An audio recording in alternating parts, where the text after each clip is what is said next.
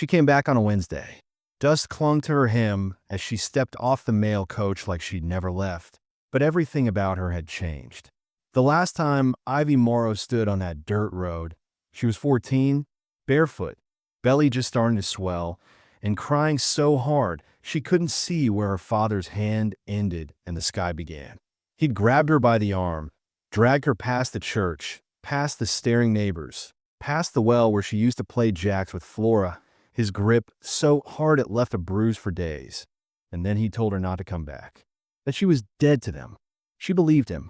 The whole town made sure of that. Now she was 29, quieter, with calloused hands and a child grown into a man of his own. Her dress was clean but plain. She didn't wear a wedding ring. Her shoulders sat stiff, like she was bracing for something worse than silence. No one said a word when she passed by the mercantile. Not the butcher who once slipped her extra jerky on Saturdays. Not Miss Kearns who taught her how to hem a skirt. Not even the preacher's wife, who had once whispered prayers over Ivy's bowed head when she was too young to understand that pity wasn't always kindness. They looked up, sure. One or two paused. But then they went back to their sweeping, their sawing, their selling. It was as if the wind had blown a stranger in. And maybe it had. Ivy didn't blame them. You only had to disappear once to know how quick people were to pretend they never knew you. But it still stung. That old itch of wanting to scream, to tell the truth. He wasn't cruel, not at first. The boy who got her pregnant. He'd said he loved her. He held her hand when the first cramp started. Then he vanished like smoke, and when her father found out, he took her silence as guilt. The shame wasn't in what happened. It was in not being believed. She moved into the old foreman's cabin at the edge of the Miller property. It had once been her grandfather's land, before it was sold off in pieces while she was away. Mr. Miller didn't ask questions, just handed her the key, a rough nod, and walked off like it didn't matter who she was. Maybe he didn't remember, or maybe he did and just didn't care. She paid in cash. That helped. The cabin smelled of old pine and mice droppings. The floor creaked like it was whispering secrets. She liked that. It made her feel less alone. She swept, scrubbed the table, aired out the mattress, and hung a curtain. Then she sat on the front step, looking down at her hands, wondering how a place could look exactly the same and still not feel like home. That evening, the sun dropped low and gold over the prairie, stretching shadows long across the road, and Ivy saw a boy. No, a man now, walking toward the barn across the field. Her son, Owen. He looked so much like his father, it stole her breath sometimes. But unlike the man who left her, Owen stayed. He didn't smile much, but he had her steadiness, her quiet fire. She raised him on the road, in logging camps, in towns where no one knew their name. Taught him to keep his head down, to speak little, to read well. They made it. She hadn't told him the whole story. Not yet. Owen didn't ask why she brought them back. He trusted her. That trust scared her more than anything. The next morning, Ivy went to town early. Bought flour, lye soap, a spool of thread. She stood in line behind the mayor's wife and tried not to look at her shoes. When the clerk asked if she needed anything else, she said no and kept her voice steady. On the way out, she caught her reflection in the window. Her face was harder now. Not older exactly, just more certain, like someone who'd had to learn how to walk through fire without flinching. Across the street, someone watched her. A man leaning against the rail outside the livery. Broad shoulders, tin hat pulled low, boots dusty. His arms were crossed, and he didn't blink. She didn't know him, or maybe she did. In towns like this, names didn't matter much. Just what people thought they knew. Ivy kept walking. That night, someone left a sack of apples on her porch. She picked them up, turned each one in her hand, then tossed them into the stew pot. Owen didn't ask where they came from. 2 days later, she found a letter tucked in the crack of her door. No name, no handwriting she recognized. Just a single sentence on a torn sheet of newsprint. Some things don't stay buried. She burned it in the stove. That's when the dreams started again. Dreams she hadn't had in years. The barn, the hay, the scent of horses, the feel of cold hands and warm breath and a promise whispered too quickly. Then the silence that followed. The betrayal. She hadn't seen him since, but something in her gut twisted. He was here, still here. People change, sure. But Ivy knew one thing. They never forget what made them bleed. The town looked quiet, but quiet places always hid the loudest sins. Underneath the polished front doors and Sunday sermons, Ivy could feel it, the weight of old secrets still breathing. And now she was back, and no one said a word. 3 days after Ivy settled into the foreman's cabin, the names began to surface again, familiar, jarring in her mouth like dry stones. Some had changed. A few had died, but enough of them remained to make walking through town feel like dragging memory behind her like a rusted plow. The first was Sheriff Tom Danner. He'd been just a deputy when she left, always standing a little behind the old sheriff, chewing too much tobacco and never saying much unless he had to. Now he wore the star. His stride was slower, heavier, but his eyes hadn't dulled one bit. Ivy saw him outside the saloon, tipping his hat to a ranch hand. When he noticed her watching, he straightened his shoulders and gave a sharp nod. Not warm, not cruel, just aware. The kind of nod always meant more than words. Later, when she passed the jailhouse, he called her in. Just checking in, he said. I's not leaving the ledger in front of him. Town's quiet lately. Ivy didn't sit. That won't be a problem. He looked up then. You planning on staying long? Long enough. A pause. He leaned back. We all thought you were dead. Ivy blinked slowly.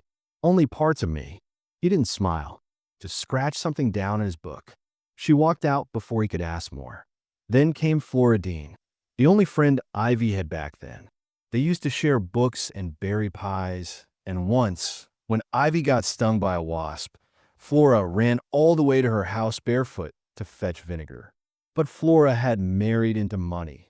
Tobias Lane, the banker's son. Now she wore her hair in tight curls and walked like her feet never touched dirt. Still, when Ivy walked past the dress shop, Flora spotted her through the glass. For a second, her face softened. Then she turned back to the girl pinning fabric to a mannequin. Ivy knew better than to expect anything. Still, it left a pinch in her chest. 2 days later, Flora appeared at her door, a plate of cornbread in her hands. I don't know if you remember, she said. I remember. They sat on the porch. Ivy didn't touch the bread. Some folks are talking, Flora whispered. You coming back like this? No notice. Just showing up. Ivy stared out across the field. Let them talk. I didn't tell anyone you were here. Not really. Not really? Flora looked away. Tobias asked. I just said it might be true. Ivy said nothing, but inside the walls shifted. A small betrayal, dressed in friendship. Then came Cole Mercer. Handsome in the sort of way that makes people lie to themselves about a man's nature. He was the saloon owner now, inherited from a cousin who drank himself to death. Ivy had seen him when she first returned. Boots propped up, cigar between his fingers, and a sharp glint in his eye like he already knew everything about everyone. He had secrets, that much she could tell just by the way he watched her. They spoke only once outside the stable. You're Ivy Morrow, aren't you? I was. Folks say you got run out. Is that what they say? He smiled, slow and cruel. They also say you had a boy with no name. Ivy stepped closer. Careful. He raised his hands. I'm just repeating gossip. That gossip's got bones. I like bones. They tell the real story. He didn't push after that, but she felt his eyes on her every time she walked past. Like he was waiting to see what version of herself she'd become. Then there was Owen. He had grown into himself quietly, but even in his silence, Ivy knew he was watching everything. He asked her one night, as they shared cornbread and beans in the cabin, what made you come back? Ivy stared at the flame between them. There's things I need to set right. He didn't ask what, but his face hardened a little after that. He was 17 now, old enough to understand that some stories end before they tell the truth. One morning, Owen was gone early. Ivy found him at the blacksmith's, talking to a tall, raw-boned man with long arms and a heavy brow. His name was Cyrus Holt, a newcomer by all accounts, but already known for taking in drifters and strays. Cyrus handed Owen a worn hammer and pointed at the anvil. Ivy watched from across the street. The way Cyrus kept his head down, his sleeves rolled tight. She could smell secrets on men like him. He was hiding something, maybe more than one thing. That same week, Flora returned again, this time with a letter. Ivy read it behind the door. He never left. Just changed his name. You should be careful. Some debts don't go away just because you did. There was no signature. Ivy burned that one too. The world around her was full of polite smiles and unfinished sentences.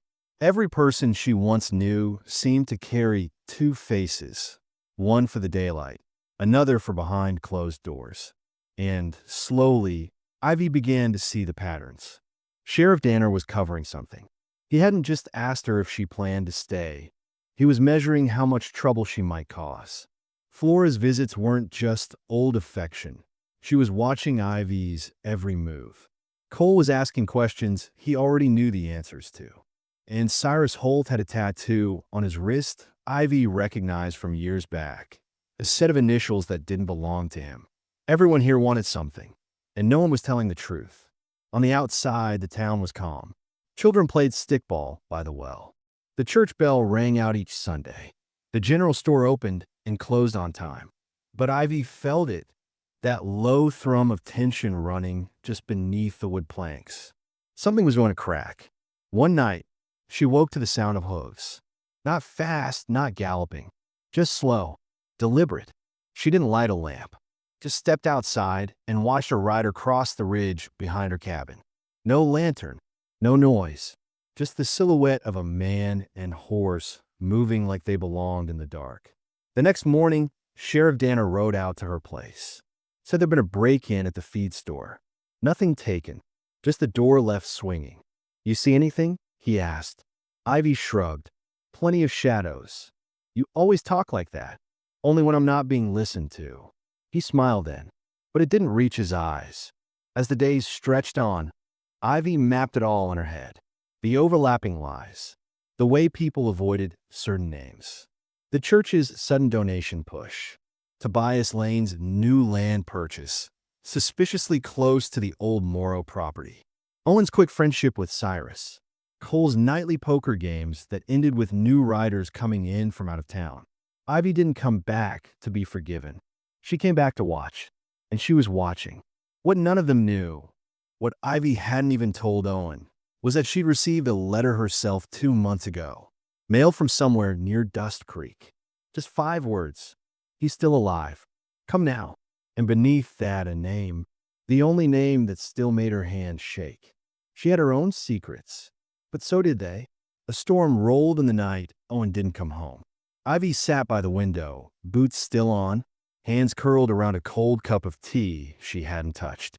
Thunder cracked somewhere far off, and she counted the seconds like she used to when he was a baby and wouldn't sleep unless she hummed through the lightning. By the time the wind shoved hard enough to shake the shutters, her jaw was tight and her mind louder than the weather. She didn't panic. Not yet. Owen had always been careful. Quiet didn't mean weak. Not in the boy she raised. But something in her gut gnawed. He didn't leave notes. Didn't take his coat. His bed hadn't been touched. At dawn, she saddled the mare and rode into town. Rain had left the roads thick with mud. By the time she reached the smithy, Cyrus Holt was already hammering.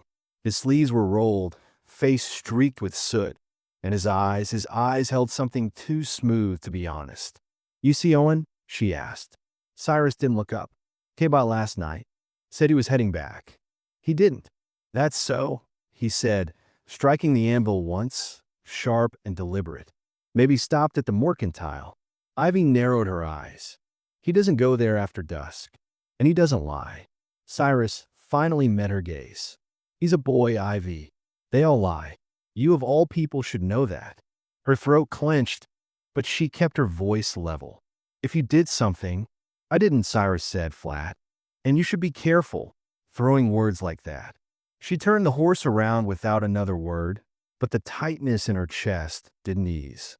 She felt it now, things slipping out of her reach. Like someone had grabbed the thread of secret and started to pull. That afternoon, she found Owen's satchel tucked behind the barn, hidden poorly. Inside was a torn ledger page from a bank. Tobias Lane's signature. Ivy stared at it until the numbers bled together. Something about a land transfer, her father's land. The dates didn't match. It was backdated, faked. Ivy remembered something then, something her father used to say when he thought she wasn't listening. Land don't go missing. It gets stolen slow. She folded the page and slid it into her pocket. That night, she dreamed again. The barn, the way the hay had smelled in the heat, the softness of his voice as he promised not to tell. Then the sudden shift, the hands too fast, the breath too close. She woke with sweat down her spine, fingers clenched around the blanket. For years, she'd pushed that night away, let it rot in the dark corners of her mind. But it was crawling back. She rose and took the burned letter scraps from the stove. She'd kept the last bit, the one with the name. Just initials, really. JC, the same initials she'd seen once on a carved wooden box her father hid in the cellar. The box had gone missing the night he threw her out. She waited until the next day to confront Flora. Flora had just stepped out of the church, hands clutching her shawl, expression serene like she hadn't once buried a knife behind her smile. "You said he changed his name?" Ivy said, blocking the path. Flora glanced around. Not here. They walked behind the church where the grass was taller and the graves fewer. "It's John Creighton," Flora whispered. "Goes by Holt now. Cyrus Holt. He's the one. He's the reason you—" "I know who he is," Ivy snapped. Flora flinched. "He's tied to Tobias. They're hiding something. I don't know what. But I think Owen got close and now. You should have told me sooner. I was trying to protect you. You were trying to protect your husband's bank." Flora's face flushed. "You think I don't live with this? I knew what happened. I didn't want to see it. You looked away when it mattered." "That's not the same." Flora didn't answer. She just walked away, slower than before. Ivy spent the rest of the day piecing the puzzle together. Her father had owed money, big money. Tobias Lane had covered the debts under the table, and in return, he took the land. Cyrus, John, had been the collector. He came around often, played nice, smiled at her. Her father had told her to stay away from him once. Just once. But he didn't mean it. And the boy, Cyrus, had made her believe it was love. That she mattered. She was 14. He was 20. She hadn't known what coercion meant back then. But she did now. She rode to the sheriff's office near dusk. Sheriff Danner looked up from his desk like he'd expected her. "You knew," she said, tossing the torn ledger on his table. "Tobias. The land. Holt." He didn't flinch. Just reach for his cup. "And if I did, you're the law. I'm what's left of the law. And this town? It ain't built on justice, Ivy. It's built on what people are willing to overlook." Ivy stared at him. "Owen's missing." That got his attention. A twitch in his jaw. "You sure?" She just stared. He sighed, rubbed his temple. "I'll ride out to Holt's place tonight. I'm coming with you." "No, you're not." She leaned in close. "You let this happen once. You gonna let it again?"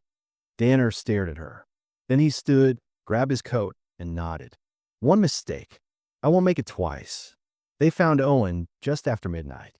He was in Holt's barn, tied, bruised, gagged, his right eye swollen shut, but alive. Ivy's hand shook as she cut the rope.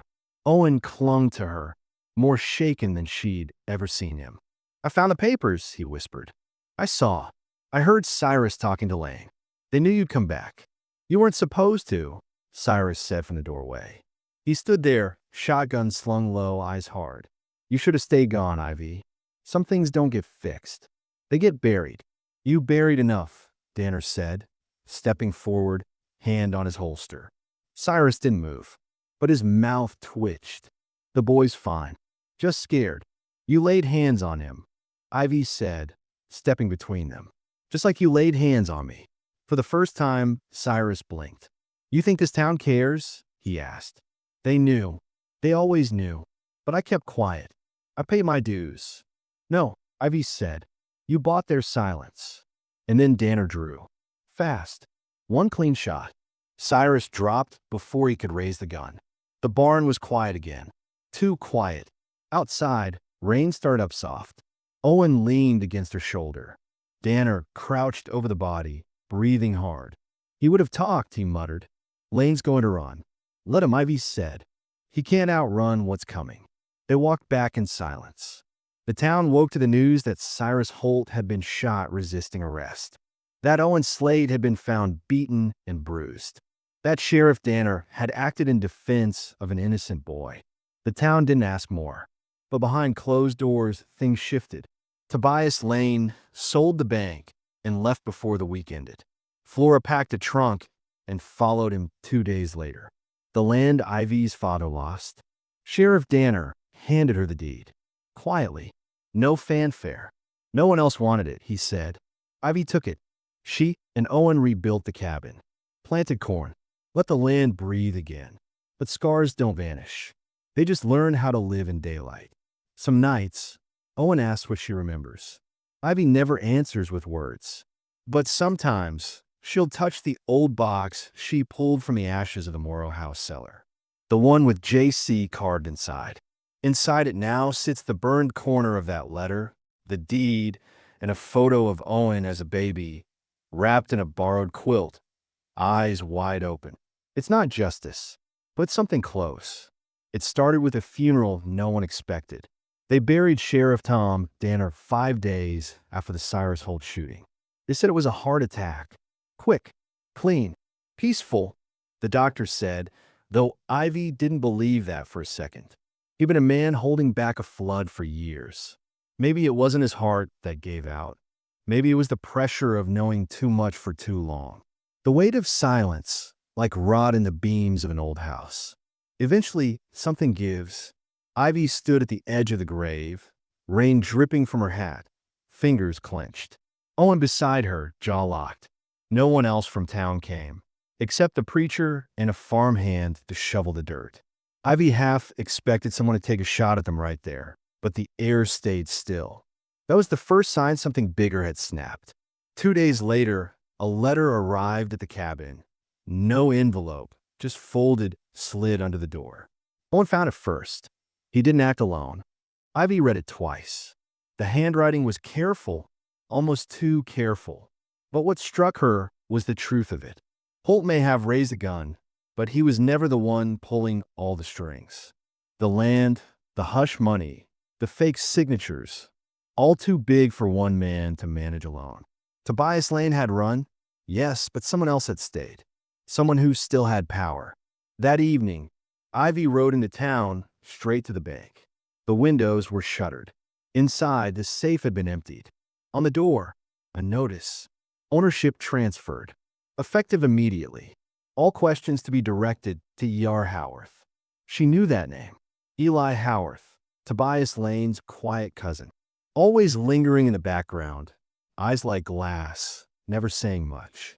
No one ever paid him attention, and maybe that's why he'd made it this far unnoticed. She went to Flora's old house. Empty. Furniture gone. Curtains still swinging in the breeze.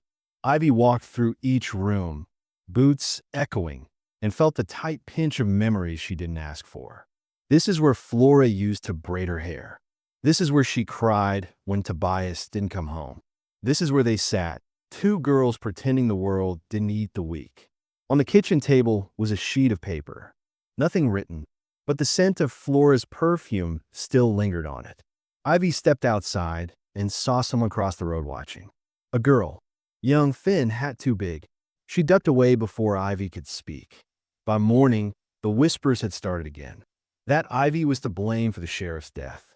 That Owen had stolen from the smithy. That the land she now claimed wasn't hers at all.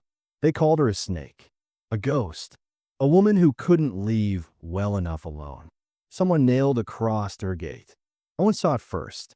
He ripped it down and threw it into the woods. I hate them, he said.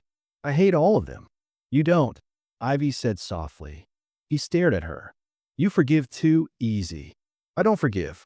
I endure. There's a difference. But even she felt something shift inside her that night. Lines she once wouldn't cross began to blur. 3 nights later, Ivy broke into the church. She found the back room unlocked. Inside, stacked beneath hymnals and spare candles, were boxes marked donations. But when she opened them, they weren't filled with food or blankets. They held ledgers, papers, copies of land deeds, including hers, letters signed by men she thought long gone. She read for hours. The church was laundering money, quietly, through charitable contributions backed by Lane and Howarth. Property seized through fake debts and funneled back into their control. Cyrus Holt had been their enforcer, but he hadn't acted alone. Her father's name was there. So was Danner's. But most shocking was the signature at the bottom of the original land seizure. Flora Dean. Ivy dropped the paper. Flora hadn't just looked away. She'd signed a transfer. Helped take Ivy's home. Sold her out to buy comfort. The next day, Ivy returned to the shop, waiting for the new banker, Howarth. He arrived just after noon. Pale, thin, soft shoes. The kind of man who never held a shovel in his life. "I'd like a word," Ivy said, stepping into his path. He didn't flinch. "If it's about the property, you'll need to take it up with legal. You're the legal now. Then take it up with the law. The law's dead." Howard smiled like she was a child. "Miss Morrow, you don't frighten me." "You should," she said, stepping close. "You've been hiding behind dead men and sick churches. That's done now." He brushed past her, but she noticed the way his hand trembled. That night, Owen didn't come home again. Ivy found him in the shed, hands red from hitting a beam. "They don't stop," he whispered. "They don't care. We did everything right." "No, we didn't," Ivy said. "We stayed quiet. What are we supposed to do?" Ivy looked him in the eye. "We burn it down." The next morning, the church caught fire. It started slow, back room, papers turned to ash. No one hurt, but the smell of smoke filled the town for hours. By noon, people were gathering in the square, mouths tight, eyes wide. Fear was a good color on them. No one said Ivy's name, but they all looked. Howarth left town the next day. Then the preacher disappeared, and one by one, the old men with land deeds and fat pockets began to lock their doors. Flora returned a week later, alone, no carriage, just a suitcase and a letter in her hand. She came to Ivy's door just after dark. "I didn't know what he was doing," Flora said. "Not at first. You signed the deed. I thought it was already gone. Your father told the bias you were never coming back, that you were ruined. I was 14. Flora's eyes welled up. "I was afraid." Ivy stared at her. "So was I. But I didn't sell you. I want to fix it." "You can't." "I can testify. I kept records. I have copies." Ivy looked at the suitcase. "You brought them?" Flora nodded. "You can have them. Do what you want. Just don't let him win." Ivy stepped aside. For the first time in years, Flora entered her home, and they sat across from each other, not as girls, not as victims, but as women who had both broken and been broken. Owen read through the documents all night. They found letters between Holt and Lane, plans to take over parcels near the railway. The town had been a front for years, propped up by stolen land and forced silence. And the worst part? It had worked. Ivy rode to the county courthouse the next day, filed every document, laid out every letter, named every name. When she returned, no one greeted her. But no one stopped her either. The town was quiet, not peaceful, just stunned. At the cabin, Flora was gone. Left a note on the table. "You were right. I'm not brave, but I hope this is something like redemption." Ivy didn't cry. That night, Owen asked, "What now?" Ivy looked out at the land. Their land. "Now we live like we belong here." And for once, she believed it. The sky cracked open with thunder the morning the county marshal came to town. Dust flew behind his horse, and his coat flapped in the wind like the final breath of a dying storm. His name was Elijah Corbin, sent from Carson City to investigate claims of fraud, assault, and possible conspiracy tied to the burning of the church, the missing banker, and the old land transfers. He had a clipped voice, a hard jaw, and eyes like frozen steel. Ivy knew the moment he stepped off his horse that he wasn't here to pick sides. He was here to clean house. Word spread fast. The townspeople who had spent weeks pretending Ivy didn't exist were now knocking on her door. Some with warnings, some with threats wrapped in fake concern, and a few with quiet apologies, too little and too late. Flora never came back. She disappeared from Ivy's life the same way she'd entered it, with soft footsteps and a trail of grief. Owen watched it all from the window, jaw clenched, fists twitching with the need to act. "They're scared," he said. "They should be," Ivy replied. "But scared people do stupid things." By noon, Marshal Corbin summoned her to the courthouse. He didn't waste time on pleasantries. "You burned the church?" "I did," Ivy answered. It wasn't a church anymore. It was a hiding place for ledgers and blood money. He studied her. "You admitting guilt?" "I'm telling you the truth." He leaned back, boots hitting the edge of the desk. "There are easier ways to seek justice." Ivy didn't blink. "Not when no one listens." Corbin paused. Then he dropped a folder onto the table. Inside, signatures, witness statements, and a warrant for Tobias Lane, whose trail went cold near the Arizona border. Also inside, the full confession Flora had left behind. "She gave me this before she vanished," he said. "Named Holt, named Lane, named herself. She told the truth," Ivy said. "She did," he agreed. "But the truth doesn't clean up the mess. Someone has to pay for what happened here." Ivy already knew what he meant. It didn't matter that Holt had been killed in the act, that Danner was dead, that Lane had vanished. Ivy had set the fire. Ivy had exposed the lies, and that made her the face of all of it. "I'll testify," she said, "but I won't go back to hiding, and I won't lie for anyone." Corbin stared at her for a long moment. "That's not how it works out here. The law needs a conclusion. The people need a name to curse or forgive. You don't get to be both." When she returned to the cabin, Owen was pacing. "I saw Howarth," he said. "He came back." Ivy froze. "When?" "This morning. I think he's trying to bribe Corbin. I heard them talking at the saloon. Something about a missing box." Ivy's chest went cold. The box. Her father's box. The one she'd pulled from the ruins of their old cellar. Inside it were more than keepsakes. There were letters. Ledgers. Notes in her father's hand confirming that Tobias had threatened him. That Cyrus had been promised land and money in exchange for silence. And for breaking Ivy down so thoroughly she wouldn't dare return. She kept that box under a floorboard beneath her bed. But when she checked, the hiding place was empty. Owen followed her inside. "You think he took it?" "No," Ivy said. "He's looking for it. That means someone else took it." She didn't sleep that night. She sat with her back to the wall, rifle across her lap. Owen eventually drifted off, but she stayed awake, the storm behind her ribs growing louder. At dawn, a knock came. Not at the front door, but at the back. She opened it slow, and there stood Flora, soaked, eyes red, holding a box. "I took it," she whispered. "I thought if I gave it to Corbin myself, he'd protect me." "You didn't trust me?" Ivy asked, hollow. "I didn't trust myself." She stepped inside, set the box on the table, opened it. "I read everything," Flora said. "Your father, he begged Tobias not to hurt you. He offered the land in exchange for mercy." Ivy's knees gave, and she sank into the chair. "And Tobias took it anyway," she said. "He didn't just take the land," Flora whispered. "He made Cyrus do it, to shame you, so you wouldn't fight back, so the town would turn its back on you." Owen stepped forward. "What happens now?" Before anyone could answer, the glass shattered. A rock through the front window. Then another. Outside, voices rose, angry, loud, panicked. They came with torches. Not many. Maybe 8. But enough. Ivy stood, rifle ready. "Take the box. Get out the back." Flora grabbed Owen's arm, pulling him toward the barn. Ivy stepped out onto the porch, shoulders straight. "Get off my land," she called. A man stepped forward. Mr. Ellison from the store, face twisted with fear and fury. "You brought this on us," he shouted.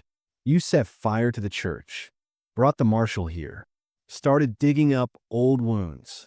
"I dug up truth," Ivy answered. "We don't want truth. We want peace. Then stop building your lives on lies." One man raised a shotgun. Another stepped forward with a torch. And then a shot rang out.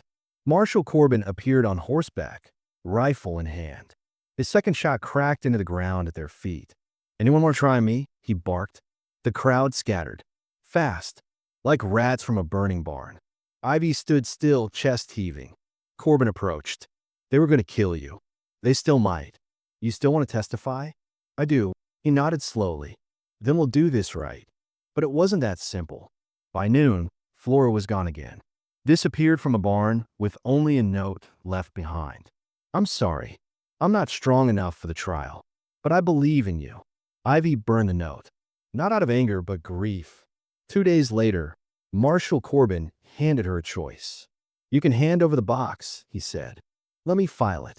Make the case. It'll take years. Maybe no one goes to jail. Maybe it just fades. And the other choice? You use it. Make a deal. Take your land. Your safety. Walk away. Ivy stared at him. You're asking me to let them win. I'm offering you survival. There's a difference. That night, Owen sat across from her. What are you going to do? I don't know. He reached for her hand. We didn't come back just to breathe the same air again. You didn't survive all that just to bury it now. Ivy looked down at the box. Her whole life, pain, shame, loss was inside it. But so was proof. The next morning, she packed her horse and rode to Carson City. She handed the box over herself, gave her statement, named every name. And when they asked if she understood what that meant, she said, yes. They could come for her again. They could try to ruin her. But she wasn't going to disappear this time. She rode home slowly, each mile heavy with risk. When she reached the cabin, Owen stood on the porch. Behind him, a letter nailed to the door. She pulled it free. One line, written in a crooked hand. We know what you did. You're not safe. She looked at Owen. I am now, she said. And even if the world around her broke again, she knew one thing. This time, she wouldn't break with it. The trial began 4 months later in Carson City. Ivy wore the same faded dress she'd returned to town in, her hair braided tight, like it had been the day she was cast out of 14. She sat straight, hands folded in her lap, as if the weight of years was something she'd trained her body to carry upright. The courtroom smelled of paper and sweat. Her name was called again and again. They asked questions no one had dared say aloud before. About the night she was forced from home, about Cyrus Holt, about Tobias Lane, about the ledgers and forged deeds, about why she burned the church. Her voice didn't shake once. Not when she described how Cyrus had gained her father's trust, how Tobias had bribed half the county, how Sheriff Danner had looked away until it was too late. And then they called Flora. She entered through the side door with a black shawl wrapped around her shoulders, thinner than before, eyes hollow. Her hands trembled as she took the stand, but she spoke, slow, clear, truthful. She named names, described how the land was stolen, explained how Tobias had orchestrated the abuse to silence Ivy, how he used shame and rumors like currency. When the prosecutor asked why she never said anything, Flora looked straight at Ivy. Because I was a coward, she said. And she wasn't. In the end, Tobias Lane was convicted in absentia, his assets seized, his name blackened. Eli Howarth fled south. Cyrus Holt, already dead, was declared culpable in multiple counts of assault and fraud, stripping his remaining estate from his quiet, bitter family. Half the town's elders resigned from their posts. The church was never rebuilt. The land was returned. Officially, fully, Ivy rode home with Owen by her side. The long road back felt different, quieter, softer, the kind of quiet that came not from fear but from the absence of lies. They passed landmarks she'd once avoided. The old schoolhouse, the broken windmill, the edge of the ravine where she used to leave flowers for her mother. The town, too, looked different. Not kinder, but honest. Back at the cabin, they hung the deed on the wall. Not for pride, just proof. They built a new barn that spring. Owen took to tending the animals while Ivy planted rows of squash and beans. Some of the neighbors offered help. Some didn't, but no one nailed crosses to the gate anymore. Flora didn't return to town. She wrote letters, though. Always signed them with her full name now, Flora Dean. No hiding. In one of her last letters, she said, I'll never get back what I let them take from you. But I hope you keep something for yourself. Not just justice. A life. Ivy folded the letter and slid it into the box, now empty of secrets, now used for keepsakes. She let herself begin again. Slowly, there were still cold stares in town, whispers in the general store. But there were also nods, hesitant but steady. A woman named May, who worked at the boarding house, began to bring over extra cornbread. An older couple from the edge of town started leaving eggs on their porch. Trust didn't bloom overnight, but seeds had been planted. One summer night, Ivy and Owen sat on the porch, the sun bleeding red over the fields. He was almost grown now, broad shoulders, the same sharp cheekbones as the man who left them behind, but none of the cruelty. He asked, "Do you think I'll ever not be the boy who came back with you?" "You'll be the man who stayed," she said. He nodded, quiet for a long time. Then, "Did you ever wish you'd given me up?" Ivy's voice caught. "Every day I was afraid I couldn't keep you safe. But never once did I wish you gone." He looked away, blinking hard. That was enough. As fall came, Ivy began to write. Not books, not for others, just her story, in long, deliberate strokes on plain paper. She didn't know if anyone would ever read it, but it mattered to her to put it down, to give shape to what had happened. Not just the violence or the lies, but the strength it took to survive them. Winter passed slow, snow on the sill, cold wind sneaking in under the door. She kept a fire burning steady. One morning, a rider came to the cabin, young, nervous, dust on his coat. He handed her a sealed envelope, no return name, only a pressed wax mark she hadn't seen since she was a girl. Inside, a final letter from Tobias Lang. No apology, just instructions. A hidden property in another county. Assets in a false name. Documents Ivy had long since stopped needing. At the end, one sentence. You just lasted longer. Ivy didn't laugh, but she smiled. A small, sad thing. She burned the letter in the stove. That spring, the town elected a new mayor. A woman. The preacher's replacement was younger, sharper, and made a point of preaching less and doing more. A new church rose, not in the same place and not from the same hands. One afternoon, the young preacher came by the cabin, offered a hand. Ivy took it, not as a believer, but as someone who saw the value in rebuilt things. The past didn't vanish. Some days it returned in small ways. A familiar voice, a shadow of a building she used to fear, a girl in town who reminded her of herself at 14. But it didn't rule her anymore. Redemption didn't come clean. It came in moments, like Owen laughing freely in the field, like waking without dread, like being able to look a neighbor in the eye. Ivy never remarried. She didn't need to. She rebuilt the life they tried to take and lived it fully. But the irony came years later, when a new school was built on the edge of town, and someone suggested naming it after one of the town's founding families. A vote was held. Ballots were cast in silence. When the sign was raised, it read, Morrow Elementary. No one said a word about it. But Ivy stood beside Owen on that soft, bright morning, looking at the sign with tired eyes and a slow, deep breath. He said, "You finally got something with your name on it." And Ivy, who'd been thrown out at 14 for carrying shame that wasn't hers, simply replied, "I never needed it, but it's good to know they do."